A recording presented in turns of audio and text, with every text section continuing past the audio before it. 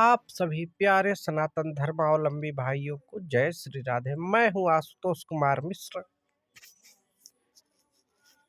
और आप देख रहे हैं मिहिर ज्योतिष कार्यालय का अपना यूट्यूब चैनल एस्ट्रो गुरु 1008, जहां पे आपको मिलता है ज्योतिष से संबंधित सही और सटीक जानकारी। साथ ही मिलता है शाश्वत सनातन वैदिक धर्म हिंदू धर्म से संबंधित व्रत और त्योहारों की सही और सटीक जानकारी। तो आज के इस वीडियो में हम जानेंगे कि विवाह कब होगा, कैसे देखें। तो बने रहिए इस वीडियो में। हम शुरू करते हैं अपने वीडियो को।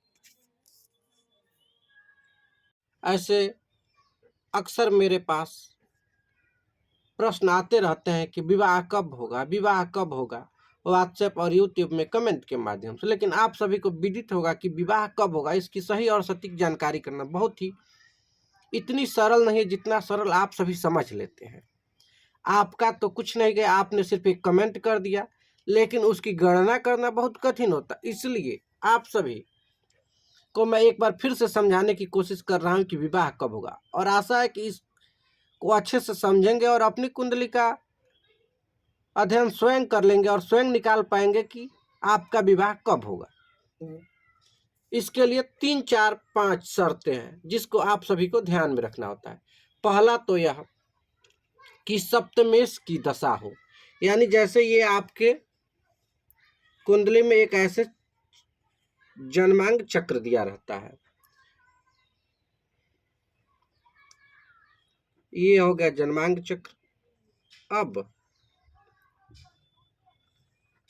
ये होता है प्रथम भाव, द्वितीय, तृतीय, चतुर्थ, पंचम, षष्ठम, और ये हो गया सप्तम भाव, यानी यही सप्तम भाव है। अब कह रहा है पहला कि सप्तमेश की दशा। जैसे मान लीजिए यहाँ पे जो भी अंक लिखा है, जैसे मान लीजिए यहाँ पर लिखा है 1, यानी इसका मतलब हुआ कि ये मेष राशि है। अब मेष राशि का स्वामी कौन होता है? तो मेष राशि के स्वामी है मंगल है। तो मंगल की दशा आए या मंगल की अंतरदशा है। अगला अगर 22 में मान लीजिए यहाँ पे 5 लिखा हो, तो 5 का मतलब होता है सिंह राशि, यानी कि जब सिंह राशि की दशा और अंतरदशा आएगी तब विवाह होने की संभावना रहता है। आगे कह रहा है कि सप्तम भाव से सप्तम, यहां से गिनना शुरू कीजिए और 7वें गिनिए। 1, 2, 3, 4, 5, 6, 7, यानी कि यही लग्नेश हो गया। यानी कि सप्तम भाव से सप्तम अर्थात लग्नेश की दशा, यानी कि यहाँ पर जो भी अंक लिखा है उसकी दशा जब आए, मान लीजिए यहाँ पर अगर 4 है तो इसकी दशा जब आएगा, 4 का स्वामी कौन होता है? तो चंद्रमा होता है। अब चंद्रमा की दशा या अंतरदशा जब आएगा तब विवाह होने की संभावना रहती है।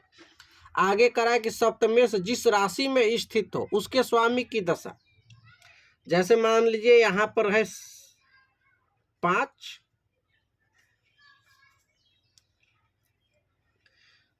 और यहाँ पर है सूर्य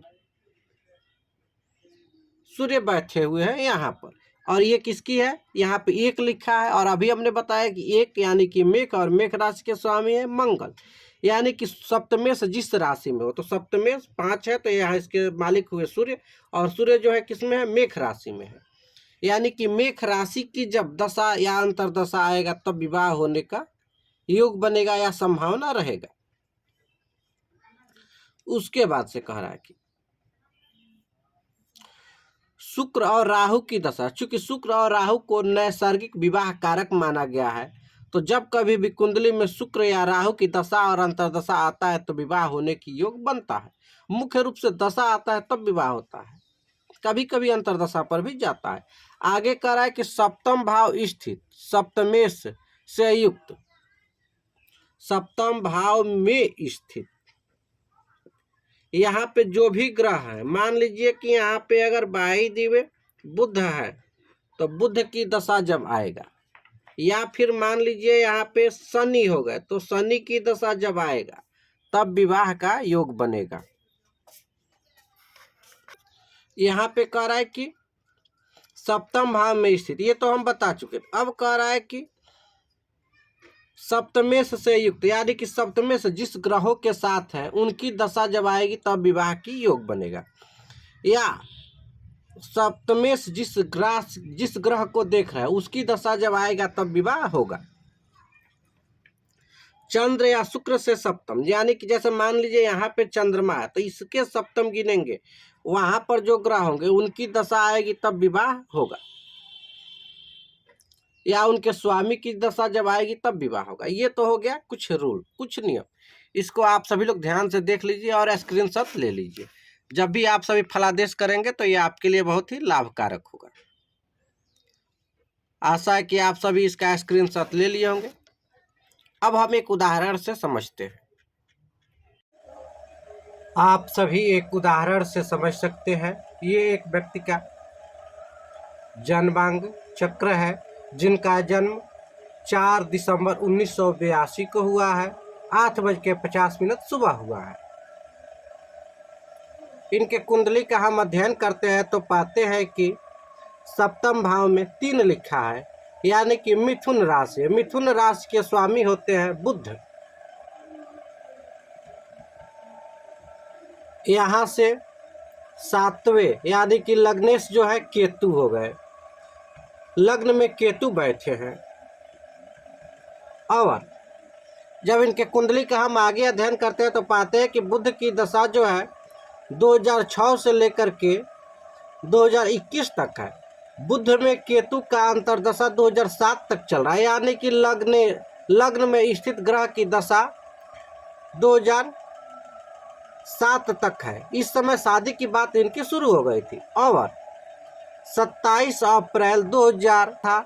और विवाह कारक नैसर्गिक ग्रह हमने बताया था कि शुक्र है, और शुक्र का अंतर्दशा जो है 18/6/2010 तक चल रहा है, और इनका विवाह जो है 2009 में हो चुका था।